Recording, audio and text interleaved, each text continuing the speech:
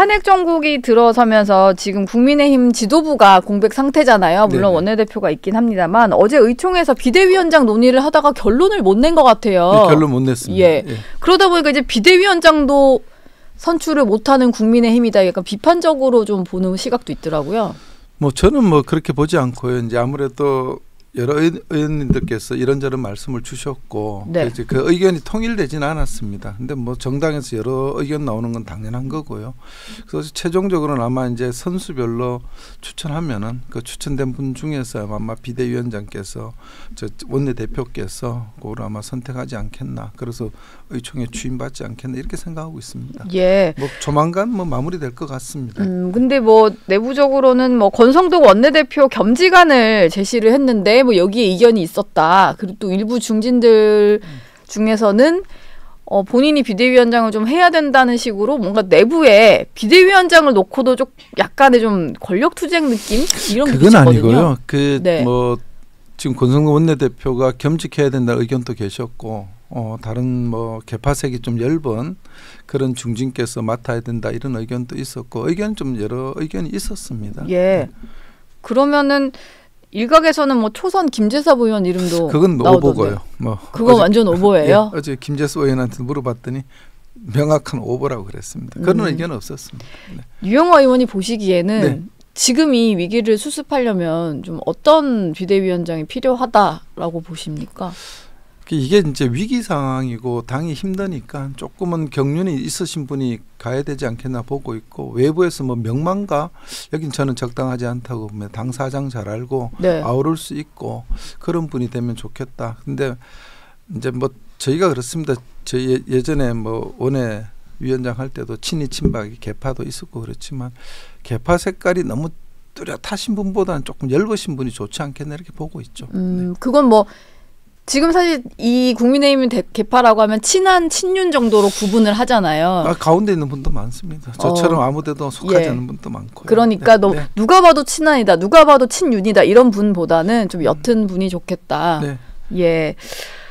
사퇴한 한동훈 전 대표에 대해서 유영하 의원께서는 정치 미래가 없다 뭐 이렇게 보신 것 같아요. 좀 냉정한 평가일 수도 있을 것 같아요. 그렇죠. 기본적으로 얘기 드리면은 저는 한동훈 비대위원장 명의로 공천장을 받아서 출마를 했기 때문에 굉장히 고마운 마음이 있습니다. 그리고 애정도 있었고요.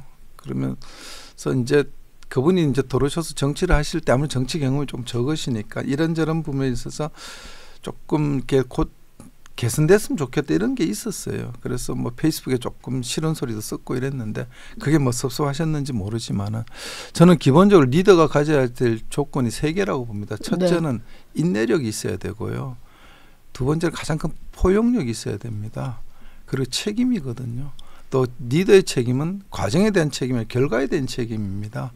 제가 아쉽게 생각하는 거는 그동안 대표께서 이제 불쑥불쑥 말씀을 많이 하셨는데 그게 의총에서 걸리지도 않고 당대표의 개인 의견은 없습니다. 대표가 말씀하신 게 당의 의견이거든요. 그런 점이 좀 아쉬운 점이 있었고 그리고 그날 이제 탄핵 소추가 되고 난 다음에 모인 의총에서 오셔서 이제 대표께서 이제 내가 탄핵 투표했냐, 내가 비상계엄을 했냐 이제 이런 얘기를 하셨을 때 많은 의원들이 격앙된 반응을 보였죠. 오히려 그때 이유야를 막론하고 우리 당의 대통령이 탄핵 소추가 됐으니까 집권당 대표로서 책임을 느끼겠다. 내가 책임을 질 테니까 여러분들이 당을 잘 추스러 달라. 이랬으면은 오히려 대표를 이해하는 폭이 더 넓어지지 않았나 그런 아쉬움이 있습니다. 그래서 앞으로 이제 대표 굉장히 판단이 빠르세요. 명석하고 좋은 점이 있기 때문에 조금 더 본인이 부족한 점을 메꾸면은 저는 기회는 있다고 보는데 만약 지금처럼 똑같이 이렇게 가시면은 그때는 누가 한동훈 대표를 지도자로 모시기는 어렵지 않나 이렇게 보고 있습니다. 네.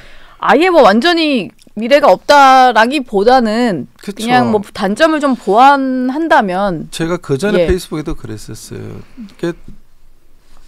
단점 보완해서 나갈 수 있으면 좋죠. 그리고 아예 무관심하면은 얘기를 하지 않습니다. 제가 뭐 대권 주자로 거론되는 당에 여러분들 계시지만 그분에 대해서 한 번도 페이스북을 쓴 적도 없어요.